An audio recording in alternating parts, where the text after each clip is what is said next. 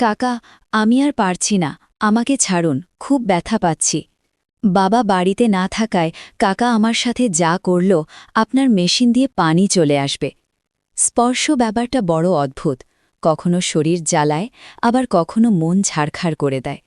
সেই ছাই থেকেই হয়তো নতুন কোনো গল্পের জন্ম হয়, ঠিক যেমনটা আমার সাথে হয়েছিল। আমার নাম গীতা, বয়স ২০। ২০ বছর বয়সটা মেয়েদের জন্য বড় মারাত্মক। এই সময় শরীরটা যেমন ভোরের ফুলের মতো ফুটতে শুরু করে, তেমনি সমাজের হাজারটা লোলুপ চোখ সেই ফুলের উপর এসে পড়ে। আমি গ্রামের মেয়ে, হরিপুর আমার গ্রাম, যেখানে মাটির গন্ধে বাতাস ভারী হয়ে থাকে, আর সন্ধেবেলা দাওয়ায় বসে দূরে পাহাড়ের দিকে তাকালে মনে হয় পৃথিবীটা কত শান্ত। আমার চোখ দুটো নাকি বেশ বড়, কাজলের মতো কালো, আর হাসলে গাল দুটো সামান্য ফুলে ওঠে। লোকে বলে আমি সুন্দরী, কিন্তু সত্যি বলতে আয়নার সামনে দাঁড়ালে নিজের এই পরিবর্তনগুলো দেখে আমার নিজেরই ভয় লাগত। মনে হতো এই সৌন্দর্যই না আবার আমার কাল হয়ে দাঁড়ায়। আজ আমি তোমাদের আমার জীবনের এমন এক অধ্যায় শোনাব, যা শুনলে হয়তো তোমাদের গায়ে কাঁটা দিয়ে উঠবে, আবার শেষটা জানলে হয়তো একটা নতুন সাহস পাবে। তবে সাবধান, গল্পটা কিন্তু সোজা পথে চলবে না। জীবনের মতোই এর বাঁকে বাঁকে লুকিয়ে আছে অনিশ্চয়তা। আমার বাবা সাধারণ চাষি, ভোরের আলো ফোটার আগেই লাঙল কাঁধে বেরিয়ে পড়েন। মা সংসার সামলান, আর আমার দাদা শহরে থাকে পড়াশোনার জন্য। আমি বাড়ির ছোট মেয়ে, সবার আদরের। কিন্তু ওই যে বললাম, বয়সটা এমন যে নিজের বাড়ির চতুষ্পদ দেয়ালকেও মাঝে মাঝে অনিরাপদ মনে হয়। সেদিন সকালের কথা, আমি রান্নাঘরে রুটি সেঁকছিলাম। গায়ে ছিল একটা সুতির শাড়ি, আর ব্লাউজটা একটু ঢিলেঢালা। আগের রাতে ধুয়েছিলাম বলে হয়তো একটু কুঁচকে ছিল। ভোরের হালকা হাওয়া দিচ্ছিল, আর সেই হাওয়ায় আঁচলটা বারবার খসে পড়ছিল। মা উঠোনে কাপড় মেলছিল। হঠাৎ দরজায় কড়া নাড়ার শব্দ। কে? আমি একটু চেঁচিয়ে জিজ্ঞেস করলাম। বাইরে থেকে একটা পরিচিত গলার আওয়াজ এলো। গীতা মা, দরজাটা খোল, তোর বাবার জন্য কিছু জিনিস এনেছি। গলাটা রামলাল কাকার, আমাদের পাশের জমির চাষি, বাবার বয়সী, ছোটবেলা থেকেই দেখছি। আমি শাড়িটা ঠিক করে গায়ে জড়িয়ে নিলাম, কিন্তু মনের ভেতরে কেমন যেন একটা খচখচানি শুরু হলো। দরজা খুলতেই দেখলাম কাকা দাঁড়িয়ে, হাতে একটা চটের বস্তা। ওর চোখ দুটো মাটির দিকে থাকার কথা, কিন্তু তা না থেকে সোজা আমার দিকে। আমার সর্বাঙ্গে যেন ওর দৃষ্টিটা চড়ে বেড়াচ্ছিল। আমি হেসে বললাম, আসুন কাকা, ভেতরে আসুন। বস্তা যা নামিয়ে রাখার সময় ওর হাতটা আমার হাতে ছোঁয়ালো। খুব আলতো স্পর্শ, কিন্তু আমার মনে হলো যেন ইলেকট্রিক শক খেলাম। হাতটা সরিয়ে নিলাম চট করে। কি এনেছেন কাকা? অস্বস্তি কাটানোর জন্য জিজ্ঞেস করলাম। ওন দৃষ্টি তখন আমার কোমরের কাছে আটকে ছিল, যেখানে শাড়ির ভাঁজটা একটু আলগা হয়েছিল। কাকা বললেন, তোর বাবার জন্যে ভালো জাতের বীজ এনেছি, ফলন ভালো হবে। কথাটা বলার সময় ওর ঠোঁটের কোণে একটা বাঁকা হাসি ছিল, যা আমার একদম ভালো লাগল না। মা এসে পড়ায় রক্ষা। মা বলল, গীতা, কাকাকে চা করে দে। আমি রান্নাঘরে ঢুকে গেলাম, কিন্তু মনের ভেতরটা তোলপাড় করছিল। জল ফোটার সময় ভাবছিলাম, কাকার চাউনিটা আজ অন্যরকম কেন। চা দিতে গেলাম, আর ঠিক তখনই আবার সেই স্পর্শ। এবার আর আলতো নয়, বেশ কিছুক্ষণ ধরে আমার আঙুলগুলো ছুঁয়ে থাকলেন তিনি। গলার স্বর নিচু করে বললেন, তুই তো অনেক বড় হয়ে গেছিস রে গীতা, গায়ের রংটাও বেশ খোলতাই হয়েছে। আমি কোনোমতে হ্যাঁ বলে সরে এলাম, কিন্তু সেদিন রাতে আর ঘুম এলো না। বাবার বয়সী একজন মানুষ, যাকে আমি কাকা বলে ডাকি, তার মনে এমন নোংরামি থাকতে পারে, নাকি আমিই বেশি ভাবছি। নিজেকে বোঝালাম, হয়তো আমারই ভুল। পরদিন বিকেলে বাবা বাড়ি ফিরে বলল, রামলাল খুব ভালো মানুষ রে, আমাকে নূতন পদ্ধতিতে চাষ করা শেখাবে বলেছে। গীতা, তুইও কাল যাস তো আমার সাথে, নতুন জিনিস শিখবি। আমি না করতে পারলাম না। পরদিন দুপুরে যখন খেতে গেলাম, বাবা তখনও আসেনি। রামলাল কাকা একা দাঁড়িয়েছিলেন। চারদিক শুনশান, শুধু ঝিঝি পোকার ডাক আর রোদের তাপ। আমি যেতেই কাকা এগিয়ে এলেন। আয় গীতা, দেখাই তোকে, বীজ কিভাবে গভীরে পুঁততে হয় সেটা জানা খুব জরুরি। কথার মধ্যে একটা দ্ব্যর্থক ইঙ্গিত ছিল, যা আমি পরিষ্কার বুঝতে পারছিলাম। আমি বললাম, কাকা, বাবা আসুক, তারপর দেখব। তিনি হাসলেন, তোর বাবা তো পুরনো দিনের মানুষ, এসব বুঝবে না। আয়, আমি তোকে হাতে ধরে শেখাই। এই বলে তিনি আমার হাতটা ধরলেন। তার হাতের তালুটা খসখসে আর ঘামে ভেজা। আমাকে জোর করে কাছে টেনে নিয়ে মাটির দিকে ঝুঁকিয়ে দিলেন। আমার শাড়ির আঁচলটা মাটি ছুঁয়ে যাচ্ছিল। তিনি আমার ঠিক পেছনে দাঁড়িয়ে আমার হাতটা ধরে মাটিতে চাপ দিতে বললেন, শক্ত করে ধর আর জোরে চাপ দে, তবেই না গভীরে যাবে। ওর নিঃশ্বাস আমার ঘাড়ে পড়ছিল, গরম ভারী নিঃশ্বাস।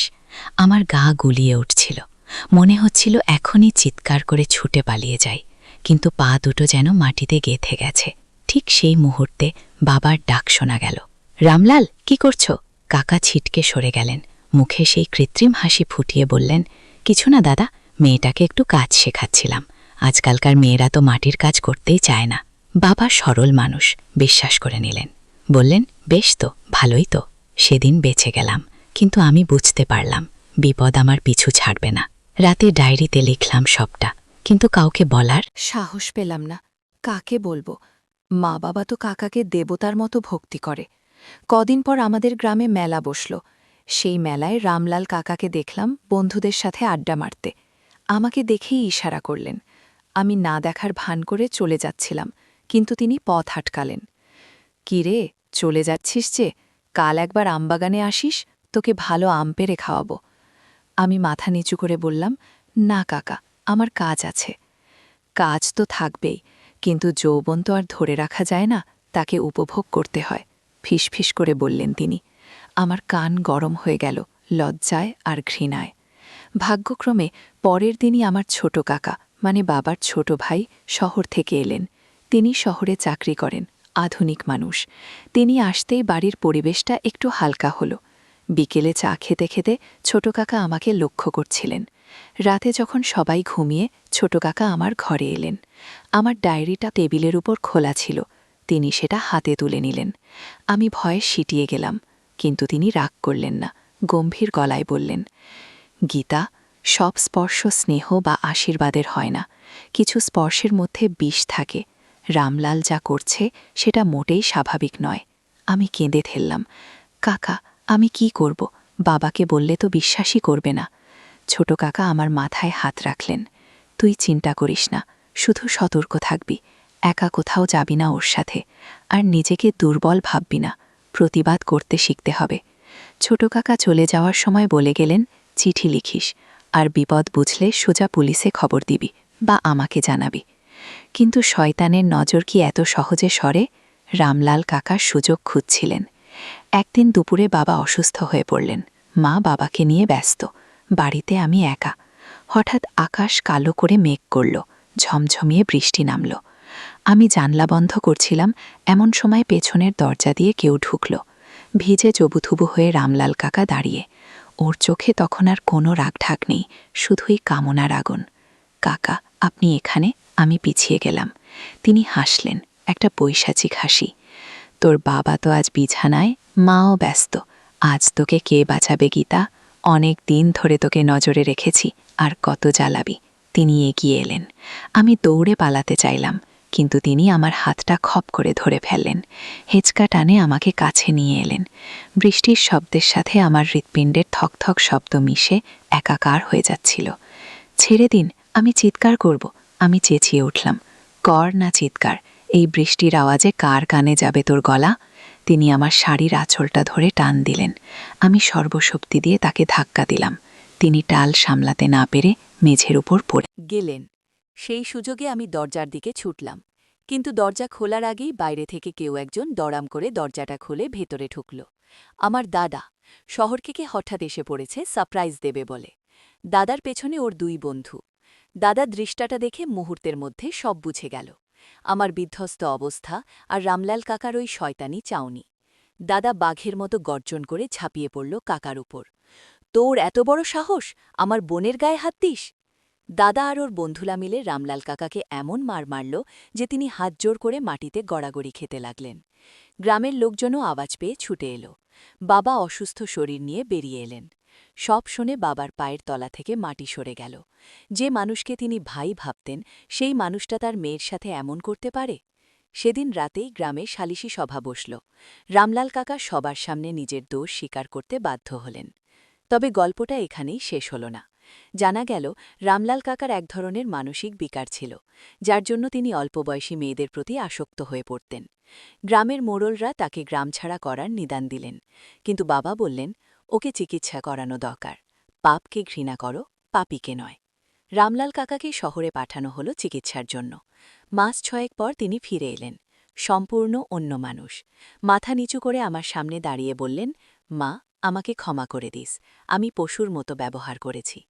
আমি তাকে ক্ষমা করলাম কিনা জানি না, তবে আমার মনের ভয়টা কেটে গিয়েছিল। আমি বুঝেছিলাম চুপ করে থাকাটা কোনো সমাধান নয়।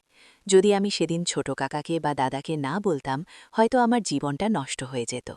আজ আমি শহরে থাকি, কলেজে পড়ি, কিন্তু সেই দিনগুলোর কথা মনে পড়লে এখনও শিউরে উঠি। তবে একটা শিক্ষা পেয়েছি, নিজের শরীরের উপর অধিকার একমাত্র নিজের। কেউ যদি সেই সীমারেখা পার করতে চায়, তবে তাকে রুখে দাঁড়ানোই আসল শক্তি। মেয়েদের না বলার সাহসটাই তাদের সবচেয়ে বড় অস্ত্র। জীবনটা সিনেমার মতো সবসময় সাজানো হয় না, কিন্তু সাহসের কলম দিয়ে নিজের চিত্রনাট্যটা নিজেই লেখা যায়। আমার গল্পটা হয়তো অনেকের জীবনের সাথে মিলে যাবে। যদি তোমার সাথেও এমন কিছু ঘটে থাকে, তবে ভয় পেও না, আওয়াজ তোলো, কারণ তোমার সেই আওয়াজই পারে কোনো এক রামলালকে থামাতে। গল্পটা কেমন লাগলো জানিও। দেখা হবে পরের কোনো গল্পে, যেখানে জীবন আবার নতুন কোনো মোড় নেবে। ততক্ষণ সাবধানে থেকো, সতর্ক থেকো।